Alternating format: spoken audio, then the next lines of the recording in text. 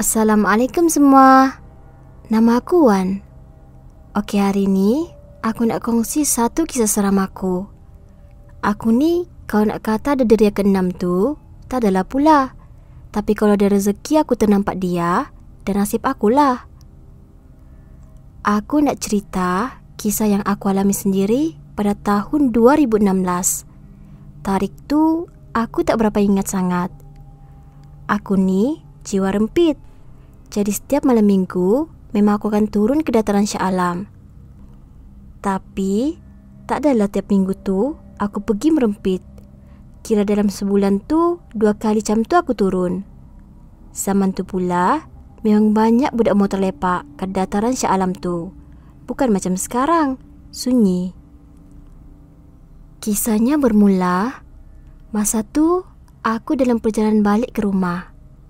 Masa tu aku dah pecut laju motor aku. Jadi kawan-kawan aku semua dah tertinggal kat belakang. Nak dijadikan cerita, kawasan Kelang ni memang banyak highway. Masa tu pun aku dah sampai ke kawasan Bukit Raja dari Shah Alam. Dan aku rasa malam tu aku tak bawa laju mana pun motor aku. Tibanya aku di satu flyover menuju ke highway. Depan tu kalau terus ada tol Syapadu atau tol 60 sen orang sini panggil. Sebelum sampai ke flyover tu, aku ternampak satu lembaga berupa nenek tua. Jalan terbongkok tapi lidahnya memanjang keluar sampai ke dada dan rupanya tu sangat hodoh. Aku tengok je lembaga tu berjalan. Tapi dalam masa yang sama, aku terfikir, apa orang tua ni buat berjalan seorang-seorang tengah malam kat highway pula tu. Dan tak semena-mena, dalam tengah leka tengok orang tua tu berjalan, aku berlanggar dengan kereta depan, yang mana kereta tu tengah berhenti sebab terlajak jalan. Dah berhenti, tak pasang signal pula tu. Aku ni tengah leka tengok lembaga tu, langsung tak perasan ada kereta tengah berhenti.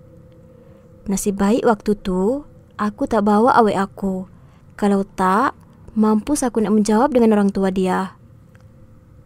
Disebabkan kemalangan tu, aku patah kaki dan rahang. Motor jangan cakap lah, memang teruk juga hancur. Cuma aku bersyukur sebab nyawa aku masih panjang. Masa aku baru lepas jatuh tu, kawan-kawan aku yang ke belakang tadi tu lalu tempat tu juga. Jadi, terang semua urus aku. Aku ni pun dibawa ke hospital. Dan seingat aku, sepanjang aku kat hospital, sementara nak tunggu turn operation aku, lebih kurang dalam seminggu jugalah. Aku mimpi. Aku dikejar oleh nenek tua yang aku nampak masa kemalangan tu. Katanya, dia lapar sambil mengejar aku. Jadi aku ni pun ceritalah benda tu kat mak aku. Mak aku ni pun pergi jumpa dengan satu ustaz ni. Ustaz tu bagi tahu nenek tua yang aku nampak masa kemalangan tu dan dalam mimpi aku tu adalah penunggu highway tu. Dan sekiranya kemalangan berlaku pada tengah malam tu, mungkin berpunca dari penunggu tu. Ustaz tu kata juga memang setiap tahun akan ada kemalangan kat kawasan tu. Ada yang meninggal, ada yang nyawa masih panjang. Wallahu alam. Aku pun tak pasti. Dan menjadi tanda tanya juga untuk aku, kenapa penunggu tu mengganggu pengguna jalan raya di kawasan tu? Kah dia nak makan darah orang kemalangan? Seram juga kalau diingatkan. Selepas berubat tu, aku tak ada mimpi lembaga tu lagi. Dan selepas 4 hari aku operation, aku dah boleh keluar hospital. Sejak dari hari itu, aku tak pernah lalu kawasan tu kalau balik pada waktu malam. Sanggup aku lalu jalan jauh dari kena lalu kawasan tu. Okeylah, itu je kisah aku.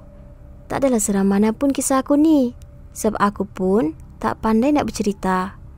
Cuma aku ni sekadar berkongsi pengalaman aku ternampak penunggu highway tu. So, korang yang lalu kawasan tu, korang hati-hatilah. Mungkin benda ni dah jadi kat aku, tak mustahil jadi kat korang pula. Okeylah, sekian saja cerita aku. Terima kasih sebab mendengar.